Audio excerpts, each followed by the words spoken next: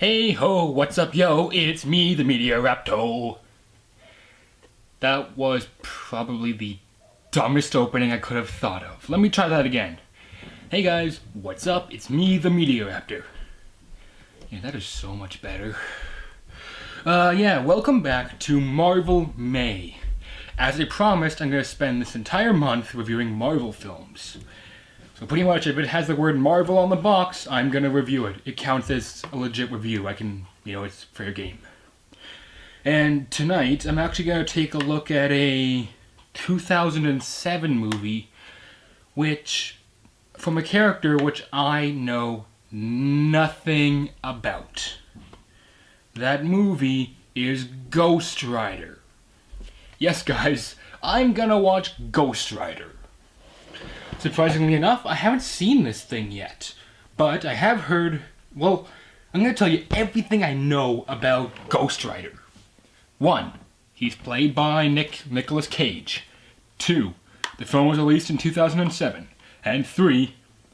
He's the Devil's Bounty Hunter. The only reasons I know that is because they put on the box.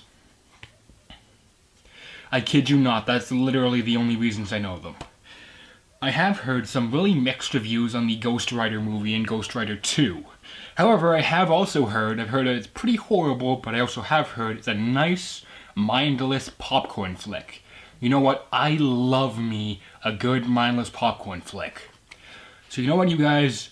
I've got hopes for this movie, and those hopes are probably going to die. But you know what? This thing could be fun. Because I know Nicolas Cage is a guy who can really...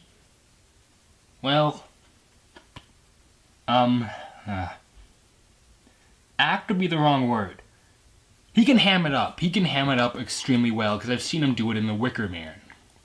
And if he decides just to ham it up here, it's going to be off to a great start just there. But you know what? We're not going to know if this is going to be any good if I don't shut up, are we? So without further ado, it's time to kick back, relax, and dive into Ghost Rider. Okay, you guys, that was awesome. Just that twist on the Marvel logo, man, that was cool. Well, I just learned something. Don't smoke, because you'll get cancer. Last thing I expected to learn in Ghost Rider. Totally saw it coming. Johnny Blaze's dad just died. Well, he was killed by the devil when he was trying to jump through a hoop of fire. Either way, I totally saw that coming. Hey, I don't mean to brag here, but that kinda had to happen because that's how most superhero origins go. Just want to mention this real quick.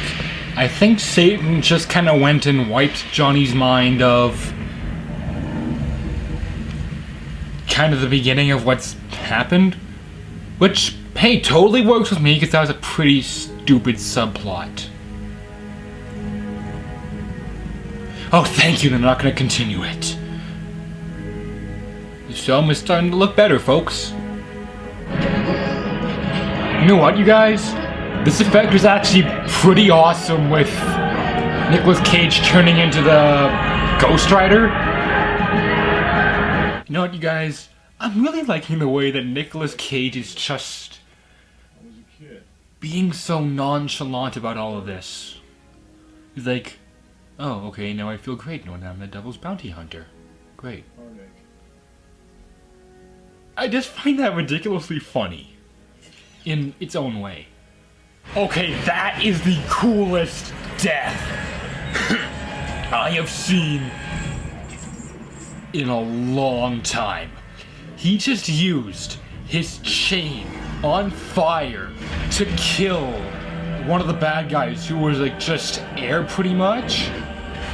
Man, that was awesome. And now he's dropping down a wall. Man, this film, how can this film get any better? And I'm probably gonna find out later. Wow, guys. That was Ghost Rider, and that was awesome. And this song is pretty good too. I don't want to get in trouble for copyright infringement, so let me just shut this off. There. Wow, that was Ghost Rider. Now let's talk about the movie. I'd like to start off by saying I have never read a Ghost Rider comic book in my life. But after watching this, I really want to now. The story is incredibly strong. It can be a little bit kind of cliched at times, but you know what? You're not going to care because it's just really, really well written. Our characters, not huge amounts of depth, but it's a comic book movie, so we really just need origin and purpose, and we're good to go. Yeah. I think that I'm not sure if this was based off any Ghost Rider comics, so I'm probably gonna have to hunt down some graphic novels with like the original Ghost Rider comics, then read them just to see what I missed. Because this thing was strong.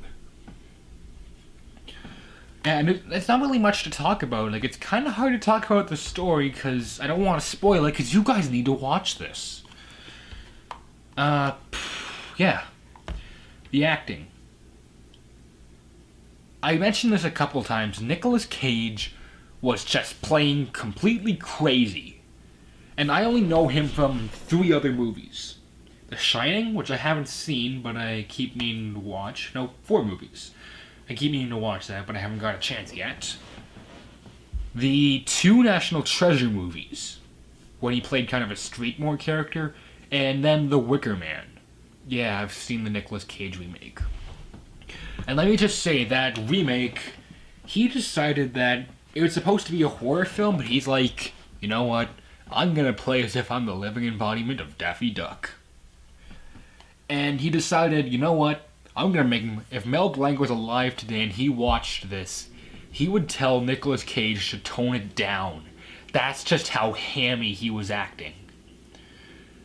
Yeah, and the dialogue just fit it because it's, kind of stilted, but it still worked. And everybody was turning in fantastic showings.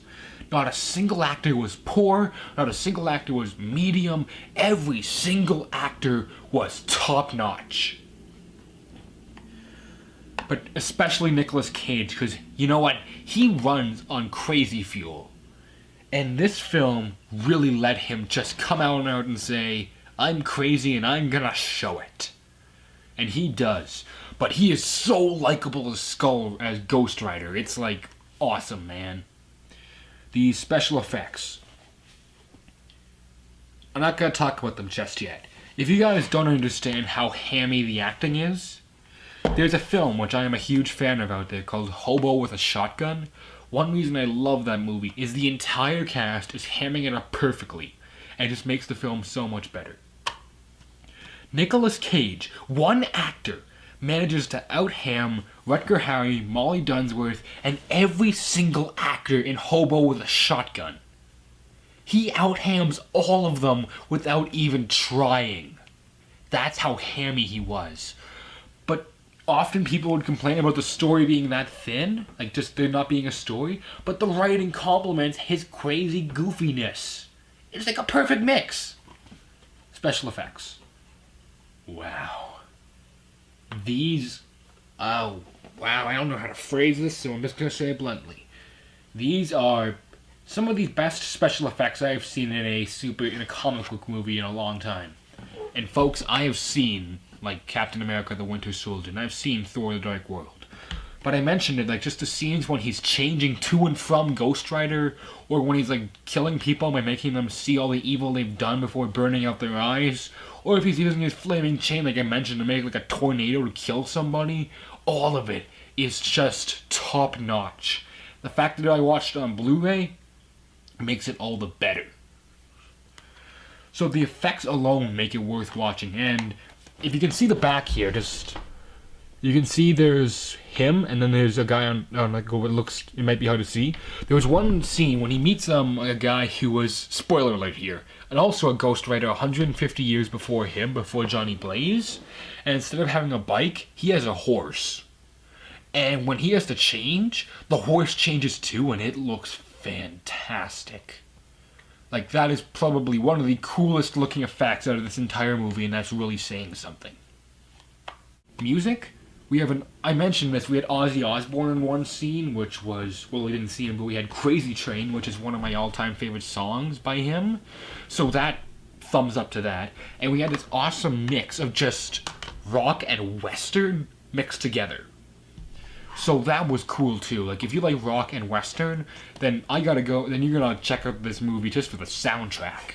So I've gotta hunt down the soundtrack now and download it. It was that good. Anyhow.